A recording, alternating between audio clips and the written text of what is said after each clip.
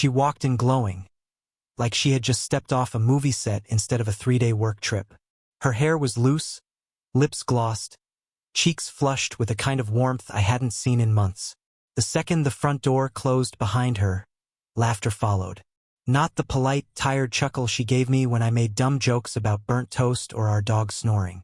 No, this laugh was youthful, giddy, like it belonged to someone brand new. Someone infatuated. "Hey, babe," she said, shrugging off her blazer and tossing her purse on the side table. "You will not believe the chaos of this trip." She bent down to unstrap her heels, still half laughing at something. Probably the last text she read before walking in. Maybe even one she hadn't deleted yet. She moved around like she didn't have a care in the world, like everything was just perfect. And for a moment I wanted to believe her. I wanted to imagine she was simply riding high off a successful presentation, maybe a client dinner that went unusually well. But the truth is, I've learned to spot the difference between genuine joy and manufactured energy. And that night, the difference was screaming at me from every movement, every word, every forced hug. She kissed my cheek, barely, and said, "I need a hot shower before I can even think about unpacking. My shoulders are dead." She disappeared down the hall, humming. I stood in the kitchen, pouring her a glass of water like I always did. The house was quiet again, too quiet. My eyes drifted to the side table where she'd tossed her purse. No, her purses. Two. One she always carried, another smaller one I'd never seen. Elegant. Not flashy, but definitely new. Something told me it didn't come from our shared Amazon account. I wasn't planning to snoop. I really wasn't. But then that second purse tipped as I passed by it, and something slipped out onto the floor. A cream-colored envelope. Unsealed. My name wasn't on it. No name at all. Just a faint smudge of lipstick on the edge. I crouched down, fingers trembling. Not from fear, but the instinctive dread that hits you when something in your life tilts, just slightly, and you know it'll never be quite straight again. Inside the envelope was a single item. A room keycard. On it, written in looping cursive, were 5 words. Room 214. Just us tonight, Redheart. My chest tightened, and not in a dramatic Hollywood way. It was more like someone dimmed the lights inside me. I held the card like it was radioactive. She'd just kissed me. She'd walked into our home and kissed me. And this was in her other purse. I stood there, frozen, not sure whether to put it back and pretend I hadn't seen it, or confront her right then. But something told me that the time for confrontation hadn't arrived yet, that I needed to know more. If I wanted the truth, the whole truth, I had to be smarter than the lie. That night, I lay beside her in bed, both of us facing opposite walls. She was asleep or pretending to be. I stared at the ceiling, my brain running sprints around the image of that card. I wanted answers, but not just answers. I wanted clarity, evidence, the kind she couldn't brush off with a tired excuse. The next morning, I waited until she left for the gym, still all smiles, still humming, and sat down at the computer. First, I pulled up our phone account. Joint access. We'd always believed in transparency, or at least I had. I didn't even need to dig deep. One number, unmarked, repeated over and over during those 3 days. Morning, night, sometimes 2 or 3 times in a row. Copied it. Pasted it into a reverse number lookup. Lucas A. Rin. No contact saved in her phone. But the name lit something in my memory. Lucas, the new associate from her department. Younger, always asking her for career advice. I remember the way she mentioned him at dinner one night, brushing it off with a laugh. "He's harmless," she'd said. "Totally professional. Just eager. Totally professional, huh?" I clicked through to social media next. LinkedIn first. Lucas was there, smiling, clean-shaven, recent grad. His last post was a photo from a networking dinner. The restaurant looked expensive. The caption read, "Great conversation with great company. Feeling inspired."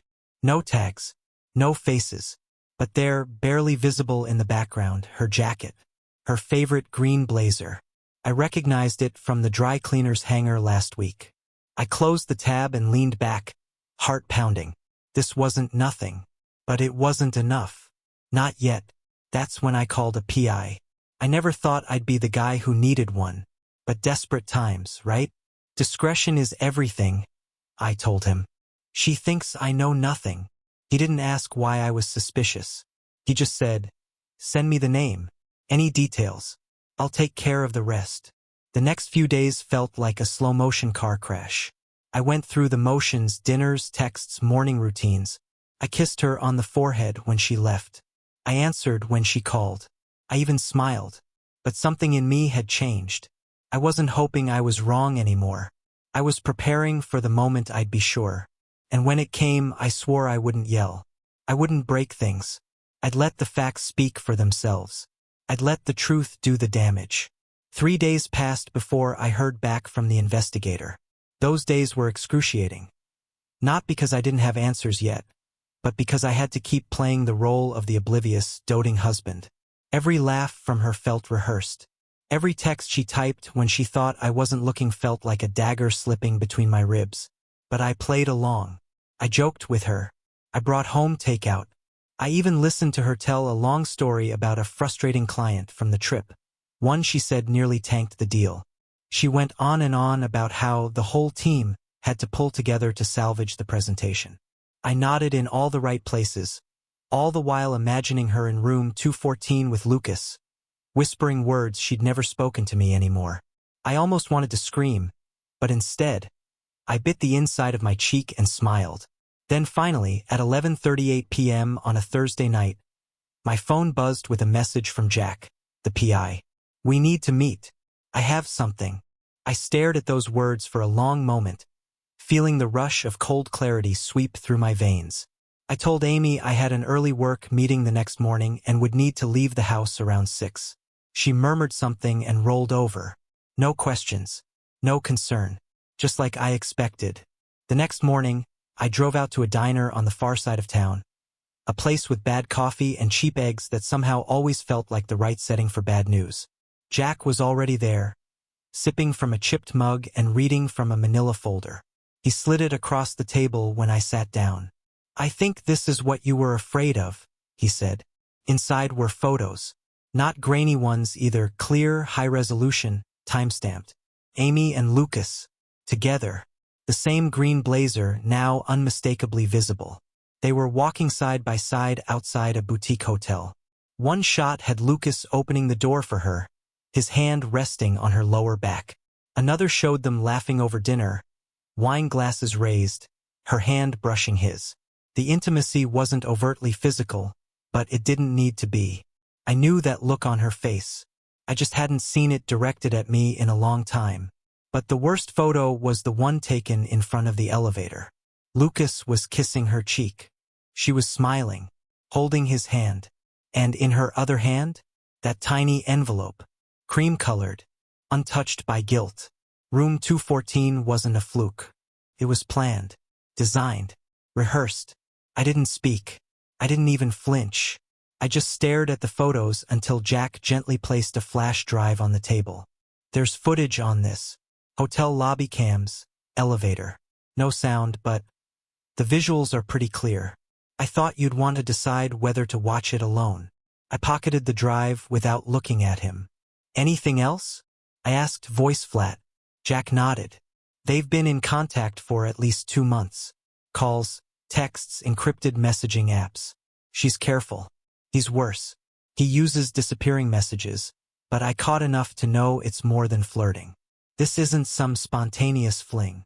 He pulled another sheet from the folder. A booking confirmation. They've got a weekend trip scheduled in 10 days. Miami. Same hotel chain. Room numbers already assigned. Lucas is under a corporate discount. 10 days. I had 10 days. I left the diner with the folder clutched under my arm like it weighed 50 pounds. I sat in the car and stared at the dashboard for what felt like hours. I could have driven home, confronted her, screamed, broken something, but I didn't. Instead, I went to a nearby copy center, printed the photos, the confirmation, even screenshots from her call logs. I made multiple copies. One set in the glove box, one for a friend to hold. one locked away in a safe I never told her we had. That night, I returned home like nothing happened. She greeted me with a kiss that landed on the edge of my jaw. I pretended not to notice. She asked how the early meeting went. I lied. We had dinner, watched an episode of something she liked. I laughed in all the right places. I even rubbed her feet while she scrolled through Instagram, double-tapping photos and ignoring me completely. I watched her like someone watching the last act of a play, knowing the curtain's about to fall, and the applause won't come. Over the next week, I observed more closely. She made more excuses to leave the house. Extra meetings, late calls with overseas clients, team happy hour. I logged every location, every route she took, every time she touched her phone and turned the screen away from me. I didn't accuse her. I didn't hint. I didn't even blink, because I was building the moment, the one she wouldn't see coming. And then came my plan. I invited her family and mine for a casual dinner at home, something we rarely did. I told her it was to celebrate her big work success. She smiled, flattered. "Should I cook?" she asked. I told her no. I'd order in. "You deserve a break." She seemed touched. That night, I also invited a few close friends, the people she bragged to about her perfect marriage. I told them it was a surprise dinner. I didn't lie, just not about the part they thought. As the evening approached, I prepared everything. The TV setup, the flash drive, the folder, my speech. I practiced it in the mirror until my jaw clenched just right. When the night came, everything was perfect. Candles lit, wine poured, music playing. She looked beautiful. Not for me, probably for Lucas, but beautiful nonetheless. She played the perfect hostess, laughing with her sister, chatting with my mom, pretending the world was intact, until it wasn't. When everyone sat down, I stood up with my glass and said, "Before we eat, I just want to say a few words." Her eyes lit up. She thought it was a toast to her. It was, in a way, just not the kind she expected. I turned to her and said, "You've worked so hard lately. The long hours, the trips, the late nights. I figured it was time we all celebrated the woman you've become." I picked up the remote and pressed play. The screen flickered. Lobby footage. Her and Lucas, entering the elevator, laughing, his arm around her waist. The dinner photo, her head on his shoulder. The final frame, room 214. She went still. Everyone else stayed silent. And then I said, "Amy, I believe this is yours." I reached into the folder and pulled out the cream envelope, the one that fell out of her purse. I laid it on the table like a final dish. She didn't speak, couldn't. Her hand went to her mouth, but no words came out. For a few long seconds, the only sound in the room was the soft whir of the ceiling fan above the dining table. The video still played in silence behind me, now looping back to the first scene, her and Lucas stepping into the hotel lobby together. Amy's face had gone pale, her expression frozen somewhere between disbelief and horror. Her sister looked stunned, her mouth slightly open. My mother had set her glass down and was staring at the screen, blinking as if trying to convince herself it wasn't real. One of our friends shifted awkwardly in his seat, eyes darting from Amy to me and back again. But no one spoke. No one dared. Amy finally found her voice, though it was thin and shaky. This isn't what it looks like," she whispered. Her eyes locked on mine, pleading. "Please, can we talk? Just the two of us." "No," I said quietly but firmly, cutting her off. "No more private talks. No more explanations in the dark. You've been giving private time to someone else for months. Now you can speak your truth out loud." I watched her glance around the room, looking for sympathy. But there was none. She had walked into this room adored by family, by friends, by me. And now she sat in silence, stripped of the story she'd built for all of us. "You've been lying to everyone here," I said, my voice growing stronger. "To your parents, to my family, to our friends. You smiled in our photos, made jokes at our dinners, held my hand when it suited you, and then flew out to spend your nights with another man. While I was home, trusting you." Amy's lips trembled. It was a mistake. I didn't mean to. Don't, I said, lifting a hand. Don't insult everyone here with that line. It wasn't a mistake. You booked rooms, booked flights, sent messages, bought new clothes, wrote him love notes. You made decisions, choices, over and over. That's not a mistake. That's a lifestyle. Tears welled in her eyes and spilled down her cheeks. Please, she whispered. Please, can we go to the bedroom and just talk about this? Just us. We're already in the place you tried so hard to avoid, Amy, I replied. This is the truth, and it's not going back in the box. Her sister looked at her, then at me, then pushed her chair back slowly and stood. I think we should give you some space, she muttered. No, I said again, holding her gaze. Stay, all of you, because this isn't just about her and me. This is about how betrayal hides behind charm, behind smiles and polite dinners, and how it thrives in silence. I won't let it anymore. Amy buried her face in her hands and sobbed. Her shoulders shook, but no one reached for her. Not her family, not her friends, and definitely not me. I had cried my tears already, alone in silence. In the nights I waited for her to come home with excuses and fake stories. She finally looked up, eyes red. You've been planning this? This whole dinner was just a trap. No, I said calmly. This dinner was a celebration. I meant what I said. It was to honor the woman you've become. I just didn't say it was a compliment. I turned off the TV. The silence hung heavy, thick with judgment. I looked around the table. To those of you who came tonight, I'm sorry. I didn't mean to drag you into this. But I needed the truth to be heard, not whispered behind closed doors. She told a different version to each of you.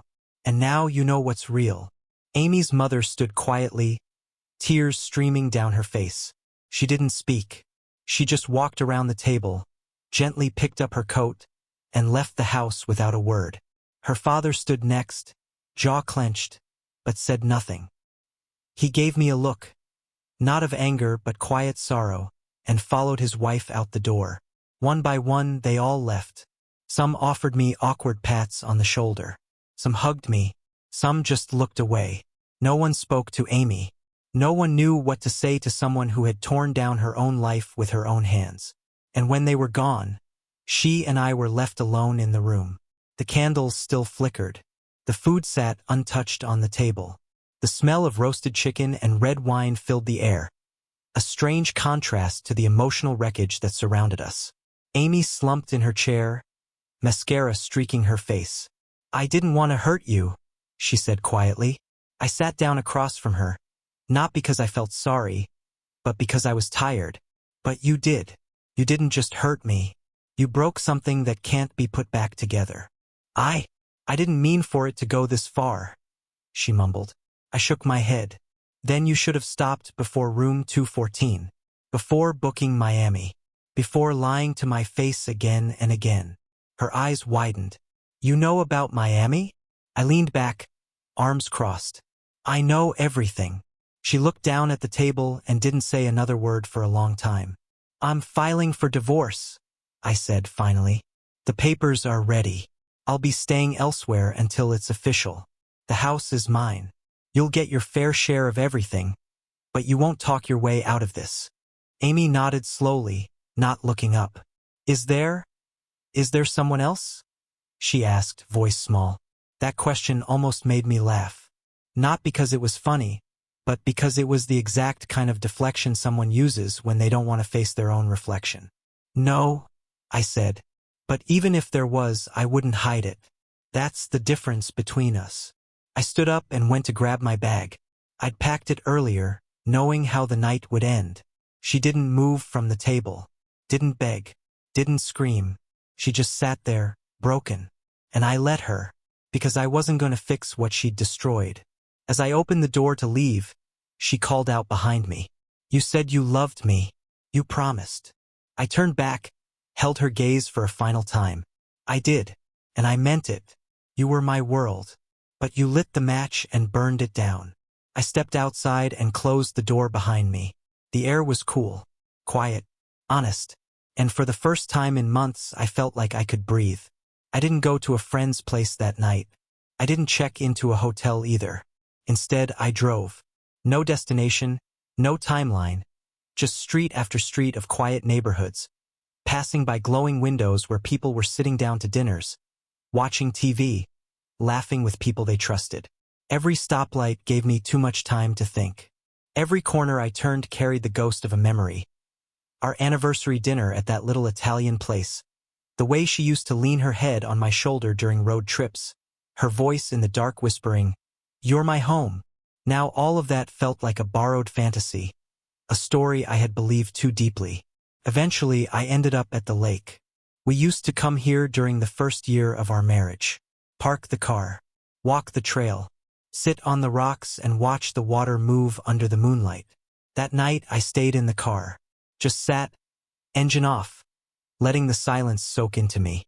The folder with the evidence was in the passenger seat. I didn't open it. I didn't need to.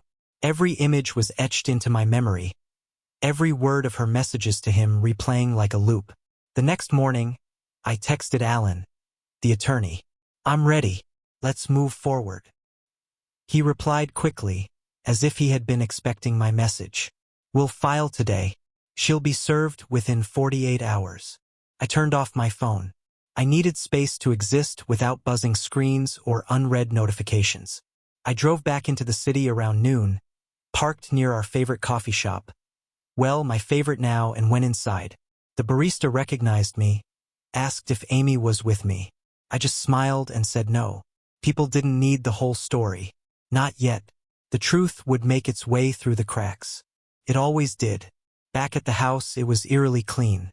She hadn't left, but she had scrubbed the place top to bottom. The smell of lemon cleaner hung in the air, mingling with the stale scent of what we used to be.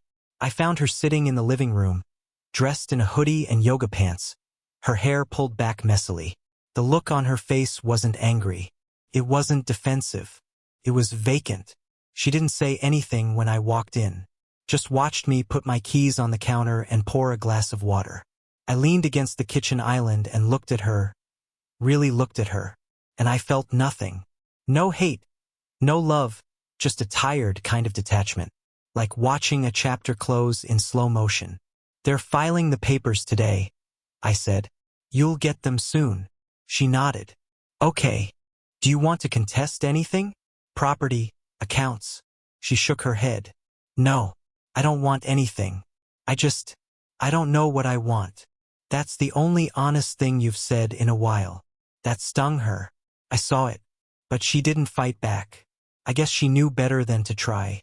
There was nothing left to defend. She stood up slowly, walked past me, and headed down the hall. I heard the door to the guest room close. That night, we lived like strangers in the same house. Two people breathing the same air but miles apart. She didn't try to talk to me again. I didn't ask her to. I slept lightly, waking up at every creak in the floorboards, every gust of wind brushing the windows. In the morning, her car was gone. I poured my coffee and stood at the kitchen sink, staring out at the backyard. The garden beds we'd built together were overgrown now. The tomatoes had choked the basil. The mint was wild. It all looked like a metaphor. That weekend, I cleared them out. Every root, every vine. I pulled up the mess with my bare hands and tossed it all into trash bags. My arms were scratched. Dirt under my nails. Felt good. Simple. Honest. Work that gave me a result. I hadn't felt that in months. On Monday, Alan called to confirm she had been served. She hadn't contested anything. Just signed and said, "I understand." It was moving faster than I expected. Maybe because she had nothing left to say. Or maybe because she wanted out just as badly, but didn't want to be the one to admit it. I started seeing a therapist, too. I didn't tell anyone. I just made the appointments, showed up, sat in a quiet room, and spoke into the silence. The therapist didn't judge. He didn't try to fix anything. He just listened, asked questions that dug into the quiet parts of me. "When did you first feel the distance between you and Amy?" he asked one day. I had to think about it. Not the affair, that was obvious. But the distance? That came much earlier. Maybe a year ago, when she stopped asking about my day. When she started scrolling through her phone during dinner. When our laughter dried up. But I ignored it. Because that's what we do, right? We make excuses for the people we love. We tell ourselves it's just a phase, that they're stressed, that we're imagining things. Until we find room keys in the wrong purses and texts that say, "Can't wait for tonight, kiss mark." I started reclaiming things slowly. Canceled the vacation we'd planned together. Donated some of her clothes she'd left behind in the shared closet. Rearranged the living room. Bought new sheets. New plates. I didn't want anything she'd picked out. Not because I hated her, but because I didn't want to live in a museum of our failure. Then something unexpected happened. About a week before the divorce was finalized, Lucas's wife reached out to me. Her name was Danielle. She found me through mutual friends. Said she needed to talk. I was hesitant at first, but curiosity got the better of me. We met at a park cafe, neutral ground. She was composed, almost too composed. Like someone trying to hold 1,000 shards of glass together with their bare hands. "I found out 2 months ago," she said. "About Amy. About my husband. I tried to fix it. He promised it was over. Then I found the Miami booking." I nodded. "Same here." She looked at me. I just wanted to say, "Thank you for not staying silent." I didn't know how to get the truth out. But that dinner, what you did, that gave me the strength to walk away. I didn't know what to say to that. We sat in silence for a while. Two people who had been on the wrong end of someone else's fantasy. Then we laughed. A small, bitter kind of laugh. Not because it was funny, but because it was ridiculous how easily love can be undone by a few secrets and one hotel room. We said goodbye and went our separate ways. I walked home slower than usual that night. The city felt calmer. The air lighter. Like I had stepped out from under something I didn't realize was crushing me. I didn't know what would come next. I wasn't thinking about dating or love or even healing. I was just focused on rebuilding. On getting my house back in order. On getting myself back in order. Brick by brick. Day by day. With no more lies in my walls. The day the divorce was finalized. The weather was so ordinary it felt insulting. Blue skies. No wind. Birds chirping like it was any other morning. I signed the last documents in Alan's office, sitting across from him at the same table where we first laid out the plan. He offered a polite, professional nod, sliding a final folder toward me. "It's done," he said. "You're officially free to start over." I didn't feel a surge of joy or even relief, just a kind of emptiness, like the space you feel when furniture is removed from a familiar room. I walked out of the office and into a world that was technically the same, but permanently altered. The papers were in my bag, neatly organized, but the chapters they closed were anything but neat. I took a long walk before heading home. Not because I needed to stretch my legs, but because I wasn't sure what home meant anymore. The house was still mine, yes. The furniture, the walls, even the scent of the carpet cleaner, all familiar. But the energy had shifted. Amy hadn't come back since the day I told her about the filing. No dramatic goodbye, no drawn-out apology. She simply faded out, like a stain dissolving in silence. Her things were mostly gone. The framed photo of us from our 5th anniversary was missing from the hallway. The books she always claimed to be reading but never finished. Gone from the shelf. It was like she'd been erased pixel by pixel. I thought I'd feel bitter about it. But I didn't. I felt clear. Not healed yet, but clean. That evening, I sat on the back porch with a beer in hand, watching the sunset stretch long shadows across the grass. The same porch where we once sat barefoot in the summer, sharing popcorn and cheap wine. It was quiet now, just the sound of crickets and the occasional rustle of wind through the trees. I looked at my phone. No missed calls, no texts, no promises to be late, just silence.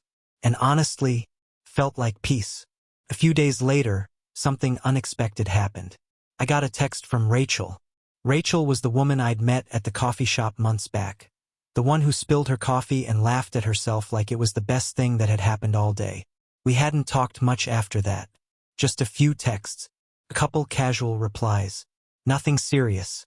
But that afternoon, she wrote, "Hey, You up for another coffee sometime? I owe you one that I don't spill all over the table. I stared at the screen for a while. Not because I was uncertain, but because I realized this was the first time in a long while that I was saying yes to something new, not out of loneliness or habit, but because I genuinely wanted to. I replied, only if you promise to let me pick the table this time. We met 2 days later. Same cafe. Same corner, but different table, this one stable, sturdy. She looked the same. Light brown eyes, soft smile. The kind of presence that didn't demand attention but earned it anyway. We talked for hours. About everything. Not love. Not betrayal. Just life. She told me about her dog, her freelance design work, the weird dreams she had when she drank chamomile tea too late at night. I listened, and for the first time in what felt like years, I wasn't waiting for the other shoe to drop. There were no secrets in her eyes. Just curiosity. Openness. After that, we started meeting more often. Always casual. Always easy. No pressure. No expectations. One day, I told her what happened with Amy. Not all the brutal details, but enough. She didn't pity me. She didn't try to fix it. She just said, you deserved better. And that was enough. I wasn't trying to replace Amy. I wasn't trying to patch a hole. I was just letting myself feel alive again. And slowly, that numbness that had wrapped around my chest like a steel band started to loosen. Meanwhile, I kept rebuilding. Literally. I renovated the spare room, the one Amy used to call her creative space, but never actually used. I turned it into a small home office. Painted the walls a calm gray. Bought a real desk, not one of those wobbly IKEA builds we used to argue over. I hung art I actually liked. Rearranged the furniture in the living room. Got rid of the wine rack. Donated half the kitchenware. The house felt lighter, airier, like it was finally mine. One evening, I stood in the middle of the living room and realized I hadn't thought about her in days. Not the pain. Not the betrayal. Not even the elevator footage that used to haunt me every night. It was just gone. Or maybe not gone, but buried under something new. Something stronger. It didn't happen all at once. Healing never does. There were still bad nights. Still dreams that left me gasping. Still moments when I saw someone with the same hairstyle in a crowd and froze. But the difference was I didn't stay frozen. I moved on. Slowly. Honestly. And with intention. Looking back, I can see now that the worst thing Amy ever did to me wasn't cheating. It was making me believe I wasn't worth the truth. That I didn't deserve transparency. That love meant accepting less than honesty. But I do deserve those things. We all do.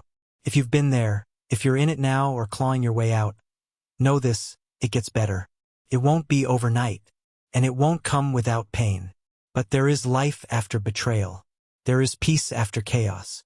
There is someone who will look at you and see all the cracks and still want to stay.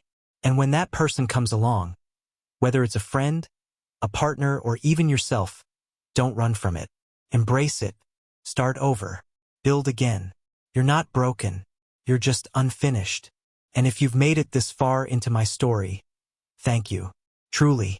Drop a comment, share your thoughts, or tell me your own story if you feel ready.